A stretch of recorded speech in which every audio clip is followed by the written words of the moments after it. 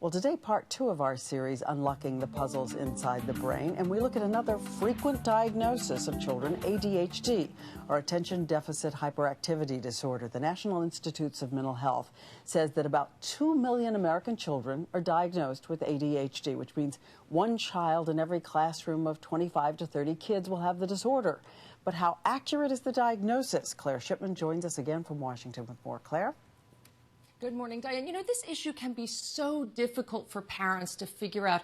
Is my child simply a little hyper, rambunctious, or does he or she really have an attention issue or ADHD? The same doctor we talked with about looking inside the brain for autism thinks you can look inside the brain for answers to attention issues as well. Say, Merry Christmas, Grandpa. Tell him, Merry Christmas. They were always in there somewhere, Danny's words. Where's your trick-or-treat bag? You got one? They just couldn't seem to find a way out. Embarrassed, he avoided speaking and friendships. Did you type them on a computer? Yes.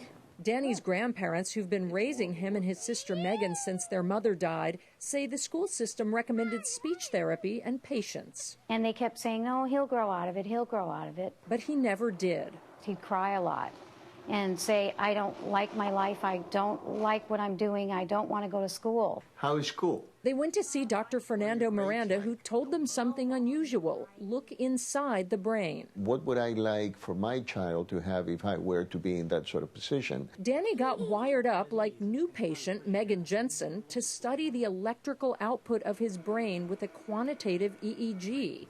He also had an MRI, brain imaging, and a long, intensive IQ-like test. There were a lot of surprises. This child's IQ was 138. And that's huge. That's so bright. And the electrical patterns? Normally you'd see a little bit of red here. Red here, here, and here. And what he does just that doesn't mean? have it. That he's not perceiving speech in the superior temporal gyrus. An auditory processing issue. His brain wasn't understanding speech correctly. Not a standard speech issue. His years of therapy off target. And this is the fast activity? This is the fast activity here. these squiggly lines a sign he's likely to have ADHD. Yes, that's right. Many doctors now believe you can literally see with an EEG whether a child may have an attention problem. This activity in the frontal lobe shouldn't even be here. Dr. Miranda says it's one tool that helps to give a complete picture. The areas of the brain that are involved in attention deficits are many. And unless you know which one specifically is the one that you are addressing, that it's not functioning very well, you cannot prescribe the right medication for it. For Danny, it means puzzle solved in ways his grandparents never would have guessed. He wasn't a hyper child at all. Now on ADHD medicine and with specific therapy for his decoding problem, he has a lot to say. I didn't really like learning, and I thought it was boring.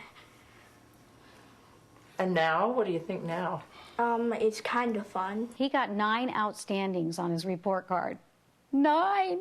Some leading doctors say, though, it's too soon to use sophisticated tests like these clinically. No test can tell you that this child has ADHD and that one doesn't, at least at present day. Others who work with the technology daily say it can be helpful in reaching a diagnosis. There are a lot of neurologists who have the idea that it's just not that helpful. I have to tell you that in the right hands, it's a very useful tool.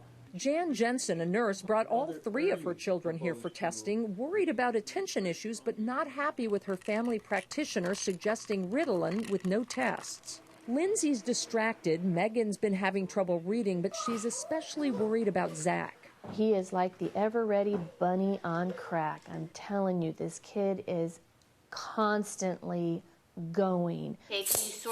Two surprises. Zach's test shows signs of ADHD, which they suspected, but he also has structural issues in his brain. He has an area of lack of development of the hippocampus here. This is a finding that explains some of the problems that he does have, sometimes remembering or paying attention. That information leads Dr. Miranda to suggest targeted therapy, literally music lessons, to help teach the other side of the brain to pick up the slack. And Megan, no signs here of attentional or other brain issues. Dr. Miranda suggests simply helping her with her reading. Without this puzzle piece, Megan would likely have been put on medication. You truly understand what you're looking at and what's going on in your kids' heads. And for Danny, looking inside his head literally opened up his future. Are you okay? Yes, I am.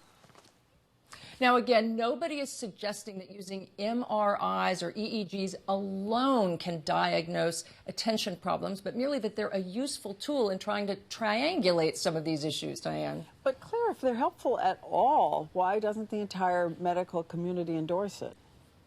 Believe me, I've been asking that for 2 months. Here's what I found out. They're complicated tests. Not that many people know exactly how to use them.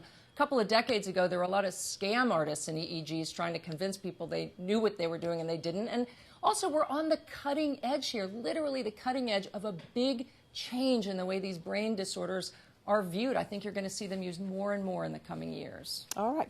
Thanks so much for your two-part series.